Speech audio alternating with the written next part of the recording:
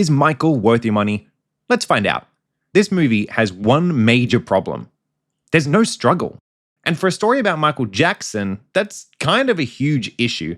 Now, first, let's give some credit where it's deserved. Jaafar Jackson had an incredibly hard task here. Many people have tried to imitate Michael Jackson over the years, and almost all of them end up being an embarrassing Temu version that's hard to watch. But I think Jaafar actually pulls it off.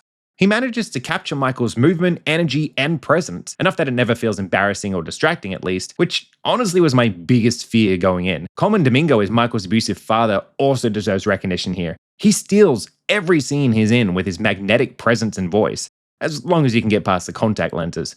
Why do movies insist on matching real people's eye color with contact lenses? They block all the emotion of an actor and make them look like a vampire. It's just distracting and not needed at all. But what about the music of this film? It's fantastic. It mostly uses Michael's real studio recordings. So except for the studio sessions that are 100% the actors and small moments that are a blend, it's a lot of fun to listen to, especially in a modern surround sound Dolby theater. I mean, there's no way I can get that kind of audio at home. Every sound hits exactly like it should, and it had me involuntarily dancing in my seat at times. So then, what's the issue? Well, as a film, Michael feels strangely hollow.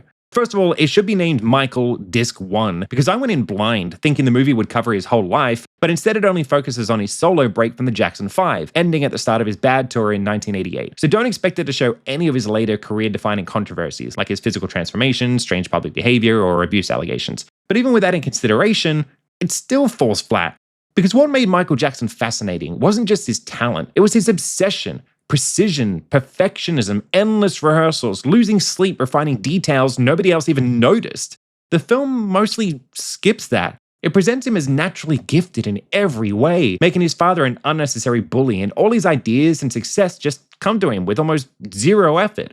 And nowhere is that clearer than the Moonwalk. One of the most iconic performance moments in history, worked on and perfected with a team over a whole week and possibly years in private, is shown here in a blink and you miss it scene with almost no weight. I mean, really? The move that stopped the world gets treated like a casual improv moment? And that sums up the whole movie. It keeps showing the iconic result, but none of the grit, determination, and hard work that made it possible, unless it's been forced on him unnecessarily by his dad. It turns Michael into a Mary Sue girl boss and makes the whole story the same as every other Hollywood has churned out lately, that he's amazing in every way and just has to believe in himself. Ugh. It's modern Hollywood writing ruining the day again.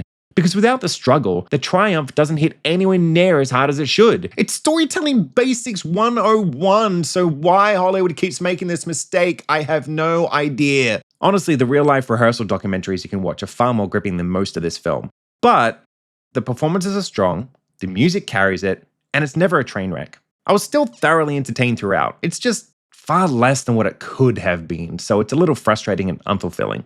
Ultimately, it's less biopic and more stage musical on film. So, is Michael worth your money? It depends.